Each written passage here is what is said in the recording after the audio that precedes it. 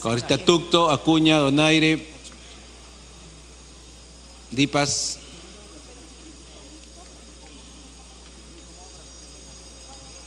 Vamos a proceder a cerrar la votación.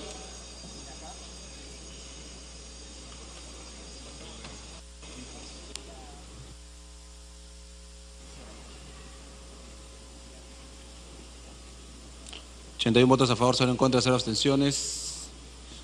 Congresista Vieira, verde. Congresista Cuadros, verde. Letona, verde. Dirahuilca, verde. Congresista Ochoa, verde. Donaire, verde. 87 votos a favor, 0 en contra, 0 abstenciones. Ha sido aprobado por unanimidad la exoneración de la segunda votación. Hoy está Chacón, verde, verde. Salazar, verde en ambas. Okay, consideren el voto del congresista Chacón y Salazar. Antes de pasar al siguiente tema, señor relator, por favor, las mociones, saludos. Mociones de saludo de la congresista Cuadros Candia y de los congresistas del Castillo Galvez, Quintanilla Chacón, Violeta López, Becerril Rodríguez, Wilca Flores, Dagmar Aguirre, García Belaunde, Cuadros Candia, Echevarría Guamán, Letona Pereira.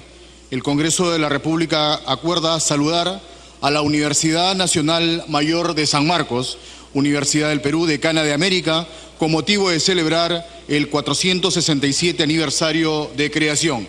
Transcribir la presente moción de saludo y reconocimiento a esta prestigiosa e histórica Casa Superior de Estudios al doctor Orestes Cachay Boza en calidad de rector, para que a través de su persona haga extensivo el saludo al cuerpo de docentes, trabajadores administrativos, alumnos y exalumnos integrantes en general, deseándoles la continuidad de los éxitos.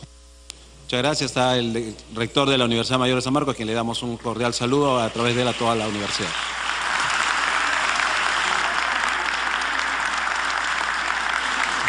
Congresista del Castillo.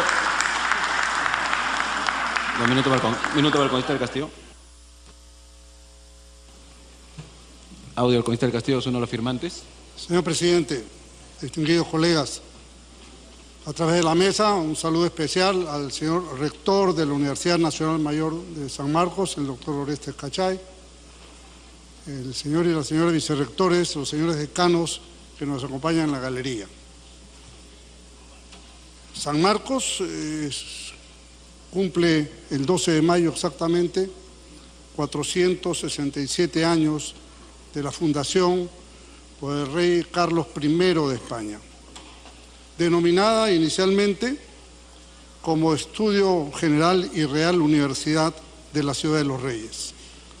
Años después, San Marcos varió el nombre a Real Universidad y Estudio General de San Marcos de la Ciudad de los Reyes del Perú. Y en 1943 adquirió la denominación actual, con la cual nos sentimos plenamente identificados como Universidad Nacional Mayor de San Marcos.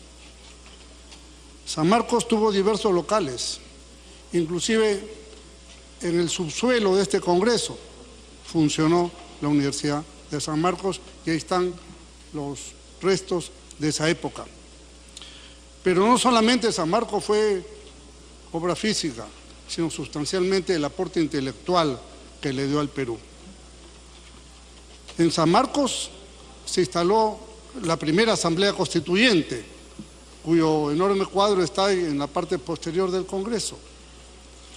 Y también San Marcos dio prohombres como José Baquígeno y Carrillo, Vicente Morales Duárez, representante del Perú ante las Cortes de Cádiz, Toribio Rodríguez de Mendoza, entre otros distinguidos personajes. José Gálvez Egusquiza, héroe del 2 de mayo, fue sanmarquino, como también muchos egresados y estudiantes de San Marcos entregaron su vida en la guerra con Chile. San Marcos fue un lugar de ebullición de ideas, como lo es hasta ahora. Y este año que conmemoramos el centenario de la reforma universitaria de Córdoba, o el grito de Córdoba, San Marcos fue precisamente uno de los primeros receptores de esa reforma universitaria en la defensa de su autonomía y la libertad de cátedra. Han pasado personajes ya de nuestro tiempo y sin duda quizás El que en su tiempo resaltó más fue la imagen de Aya La Torre como presidente de la Federación Universitaria de San Marcos, que el 23 de mayo justamente se constituyó lo que se denominó la Alianza Obrero Estudiantil.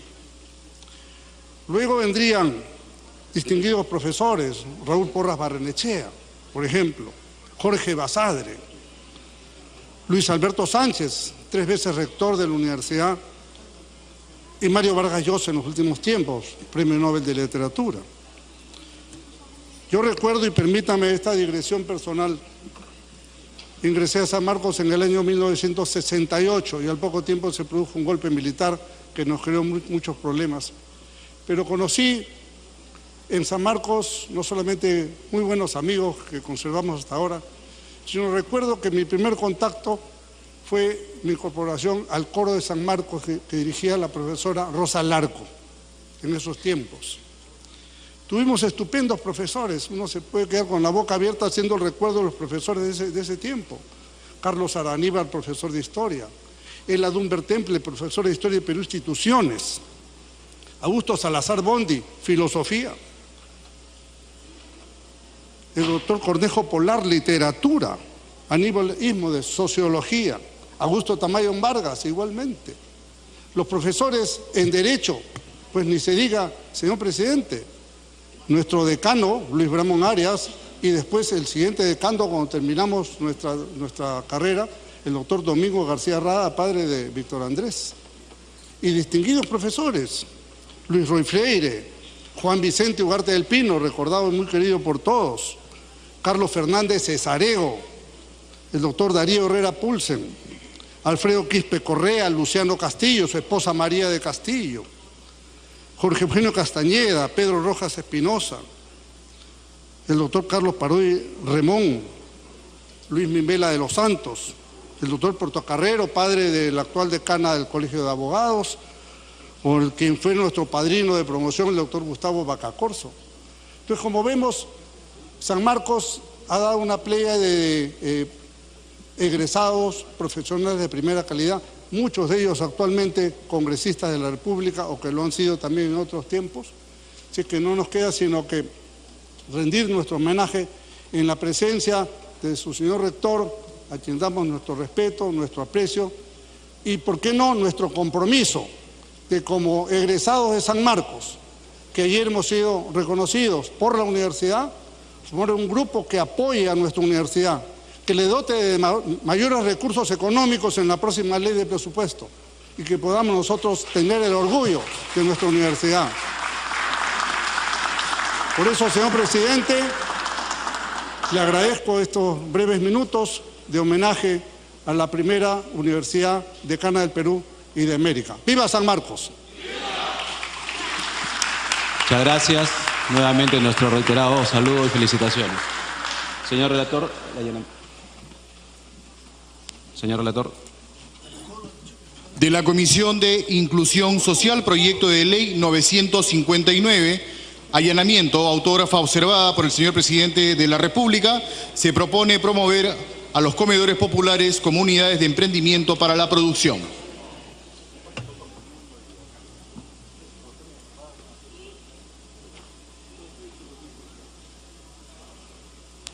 Vamos dándole la palabra a la congresista Aramayo para el tema del allanamiento.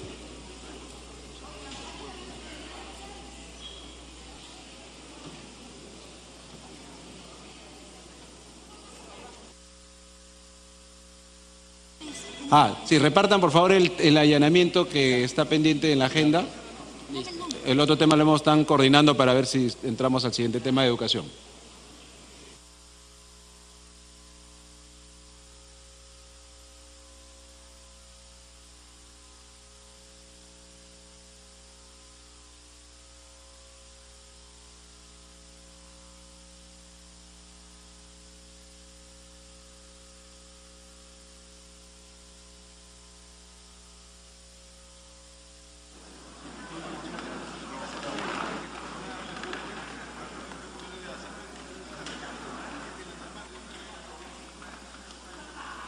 ¿Congresista Aramayo?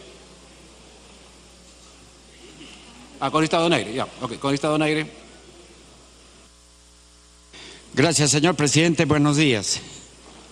Señores congresistas, el dictamen recaído en la observación del Poder Ejecutivo a la autógrafa de ley que promueve a los comedores populares como unidades productivas relativo al proyecto de ley 959 de la congresista Alejandra Aramayo Gaona recomienda el allanamiento a dicha observación.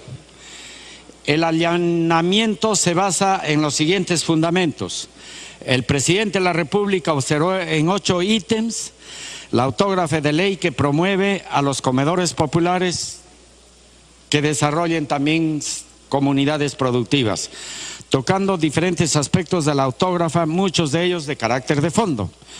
Consideramos que la principal preocupación del Poder Ejecutivo es la desnaturalización de las actividades de los comedores populares cuando se expresa que la ley pretende convertir a las mujeres que se encargan de operar comedores populares en potenciales proveedoras de los insumos empleados para la preparación de los alimentos, lo cual desvirtúa la naturaleza y los fines del comedor popular.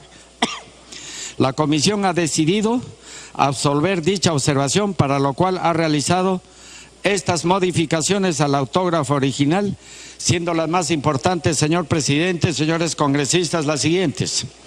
Con respecto al numeral 4 de la observación relacionado con el artículo 9 y 11 de la Comisión, coincide plenamente con la posición del Poder Ejecutivo respecto a sus contenidos, a que sus contenidos excederían las competencias propias del Congreso y afectaría las que correspondan al Poder Ejecutivo, afectando el principio de separación de poderes establecido en la Constitución.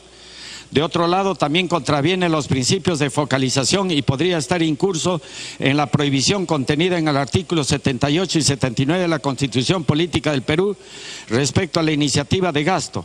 Por ello, la Comisión ha dispuesto la eliminación del artículo 8, 9 y 11.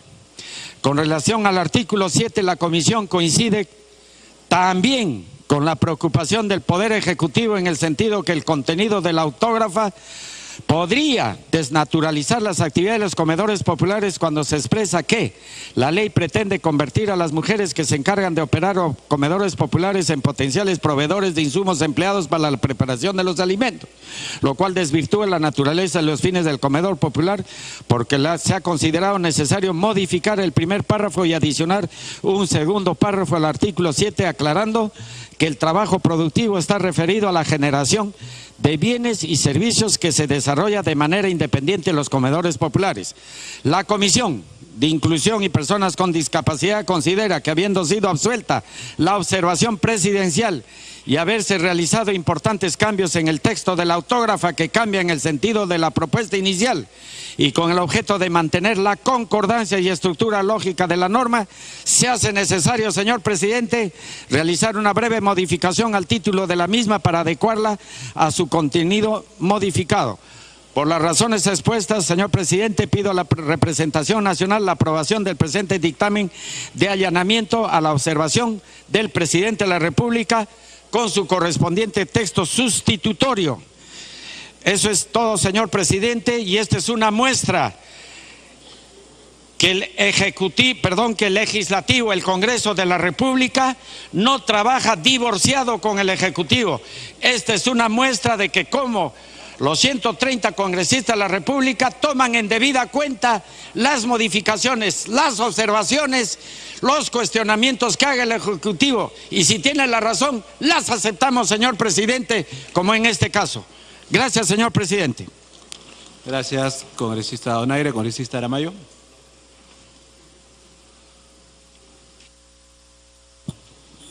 Gracias, señor presidente. Quiero saludar la intervención del congresista Donaire, presidente de la Comisión de Inclusión. Como lo manifestó, este proyecto ya ha venido al Pleno y ha sido votado. Era una manera de reivindicar a las señoras de los comedores populares en este proyecto que hace de los comedores populares unidades de emprendimiento para la producción. ¿Qué habíamos logrado los congresistas en aquella fecha? que de un tema asistencial de los comedores populares pudieran ser las mujeres productivas, centros de emprendimiento, de generación de inversiones.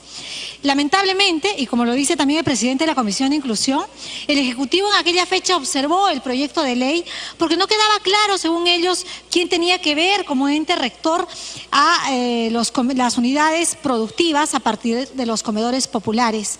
Hoy, ¿qué van a tener las mujeres de los comedores populares? Educación.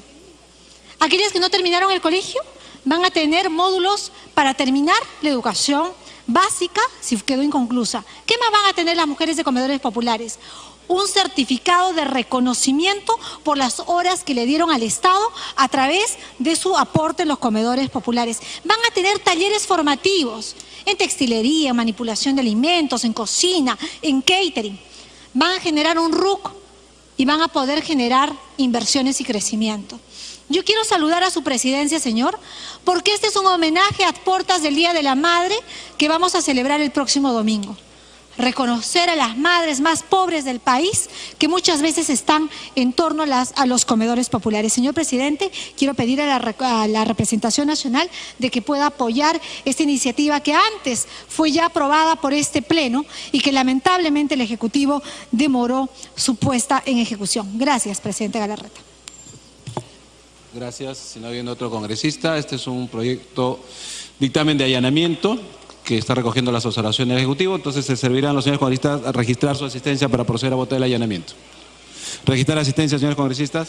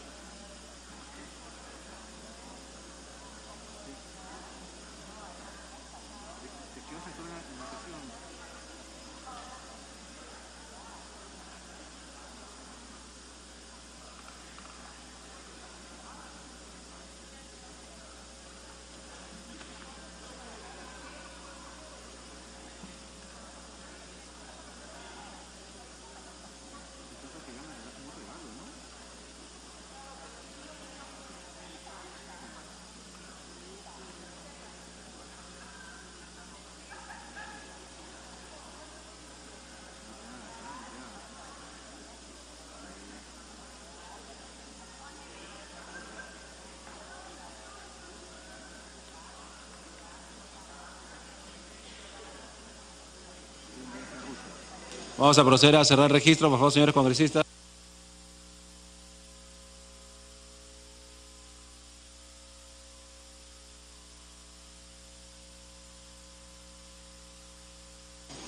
Vamos a proceder a cerrar el registro, cerrar asistencia.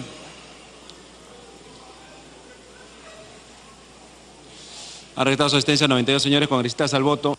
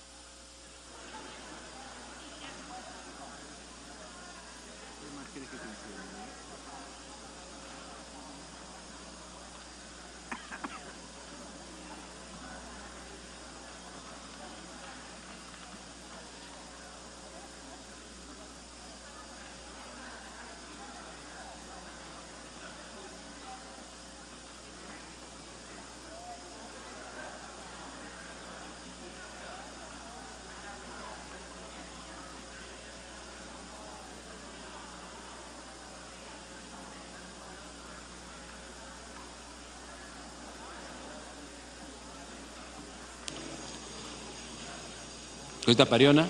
Ah, no, Pariona también.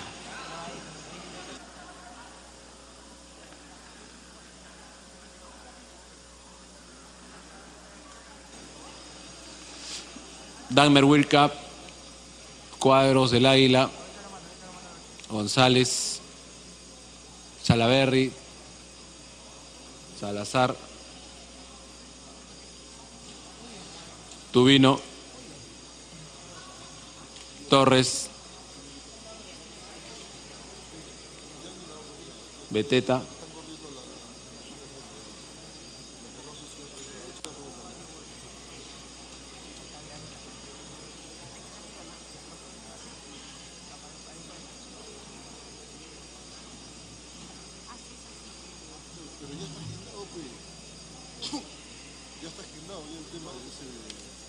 de Leila.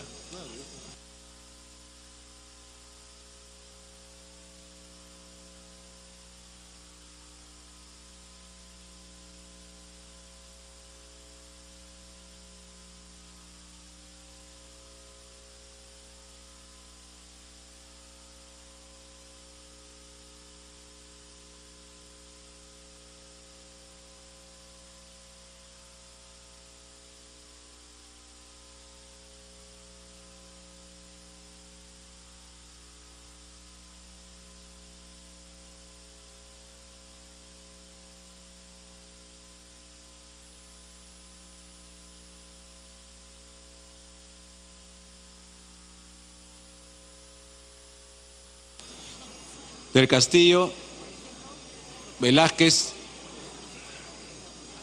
Tania Pariona. Vamos a cerrar la votación.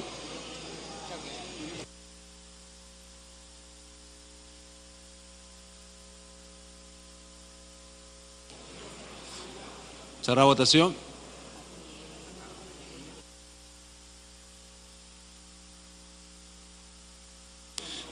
Han votado a favor 83 señores congresistas, en contra 0, abstención, más. Congresista Wilca, verde. Alcorta, verde. Congresista Letona, verde. Beteta, verde. Verde. Congresista Pariona, verde. Congresista Vieira, verde. Lombardi, verde. Guía, verde. Congresista Arauz, verde. Pariona, verde. 92. Votado a favor 92 señores congresistas, en contra 0, abstención. Ha sido aprobado por unanimidad el allanamiento propuesto. Siguiente tema, señor relator. De las comisiones de Justicia y de la Mujer, proyectos de ley 176, 178, 347, 877 y 1026. Se propone modificar el Código Penal y el Código de los Niños y Adolescentes con la finalidad de ampliar la protección penal para los casos de violencia contra las mujeres e integrantes del grupo familiar. Se va a iniciar la sustentación del dictamen por unanimidad de la Comisión de Justicia que ha sido leído. Respecto a la Comisión de la Mujer, también ha presentado un dictamen por unanimidad. Vamos a darle primero la palabra al congresista Oliva Corrales, presidente de la Comisión de Justicia, para que pueda iniciar su sustentación. Muchas gracias, señor presidente. La Comisión de Justicia y Derechos Humanos, en sesión celebrada el 3 de octubre de 2017, aprobó por unanimidad el dictamen de los proyectos de ley 176, 178, 877 y 1026, presentados por diferentes grupos parlamentarios a iniciativa de los congresistas Indira Wilca Flores, Héctor Becerril Rodríguez, Lourdes Alcorta Suero y Luciana León Romero, en virtud del cual se modifica el ordenamiento jurídico penal relativo a la protección de las mujeres y los integrantes del grupo familiar a través de la reforma de los artículos 108b, 121, 122, 122b, 441 y 442 del Código Penal y los artículos 75 y 77 del Código de los Niños y Adolescentes. En primer lugar, señor presidente, hay que señalar que la violencia contra las mujeres es una problemática de alta prevalencia en el Perú. De acuerdo a la encuesta nacional demográfica y de salud familiar, el 70.8% de las mujeres alguna vez sufrieron algún tipo de violencia por parte del esposo o compañero, porcentaje reducido en 3.4 puntos porcentuales con relación al año 2011. Esta fuente indica que en el 2015, a nivel nacional, el 67.4% de las mujeres declararon haber sufrido violencia psicológica y o verbal por parte del esposo o compañero, el 32% de violencia física y el 7.9% violencia sexual. Esta encuesta nos representa la siguiente información según el tipo de violencia. En el caso del maltrato físico, psicológico y verbal, se usan las figuras de las faltas y los delitos de lesiones leves dependiendo de la calificación de las lesiones.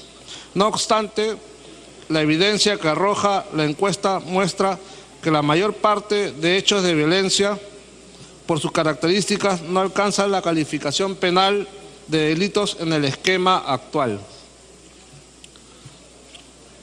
Respecto de la violencia física, el mayor porcentaje de expresiones de violencia no requieren más de 10 días de asistencia o descanso. Se trata de empujones, sacudidas, tirones, bofetadas, retorcidas de brazo, puñetazos o golpes con objeto, por lo que se tratan como faltas. Con relación a la violencia psicológica o verbal, también el mayor porcentaje de expresiones de violencia probablemente no configurará los niveles de daño psíquico que señala actualmente el artículo 124b como delitos. Se trata de celos, acusaciones de infidelidad, impedimento de visitas por amistades, insistencia en saber sus lugares de movilidad, control sobre uso de dinero y otras formas diversas de control, por lo que se tramitaría como faltas. De la misma forma, la violencia contra otros integrantes del grupo familiar tiene importante impacto. Por ejemplo, la encuesta nacional sobre relaciones sociales 2015 en Ares señala que el 81.3% de adolescentes de 12 a 17 años alguna vez fueron víctimas de violencia psicológica o física por parte de las personas con las que viven. El 65.6% con golpes como objetos, correa, soga, palo y jalones de cabello y orejas, y 67.6% con insultos, lisuras o situaciones en que se les han avergonzado o humillado. Según la misma encuesta, el 73.8% de niñas y niños de 9 a 11 años alguna vez fueron víctimas de violencia psicológica o física por parte de las personas con las que viven.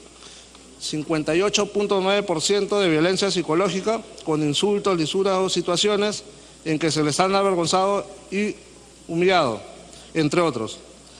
Y 58.4% de violencia física con golpes con objetos, correa, soga, palo y jalones de cabello u orejas, cachetadas, nalgadas, patadas, mordeduras o puñetazos. Finalmente, indicar que la violencia contra las mujeres también se manifiesta en las cifras de mujeres víctimas de feminicidio, trata y explotación sexual. Para poner un ejemplo, solo en los meses de enero a junio del 2016 se atendieron 32.580 personas víctimas de violencia contra las mujeres o integrantes del grupo familiar, según el Ministerio de la Mujer y Poblaciones Vulnerables. En segundo lugar, señor presidente, la Constitución establece los valores, principios y reglas de la convivencia social y política entre todos los peruanos y peruanas. Ahora bien, la realización de estos valores, principios y reglas presupone la plena vigencia del principio de igualdad y no discriminación y una situación de paz que haga posible la plena vigencia de las reglas de convivencia social y política antes mencionadas. En cuanto al principio de igualdad y no discriminación, este pertenece al jus cogens, puesto que sobre él descansa todo el andamiaje jurídico del orden público nacional e internacional y es un principio fundamental que permea todo ordenamiento jurídico. Hoy día no se admite ningún acto jurídico que entre en conflicto con dicho principio fundamental. No se admiten tratos discriminatorios en perjuicio de ninguna persona por motivos de género, raza, color, idioma, religión o convicción, opinión política o de otra índole, origen nacional, étnico o social, nacional, edad, situación económica, patrimonio, estado civil, nacimiento o cualquier otra condición. Y respecto de la paz, este es un valor primordial para la vida y supone luchar contra la violencia y los comportamientos basados en la fuerza y la imposición, y en particular luchar contra la violencia hacia la mujer, ya que ésta afecta la dignidad, la libertad e igualdad y no discriminación de las mismas, así como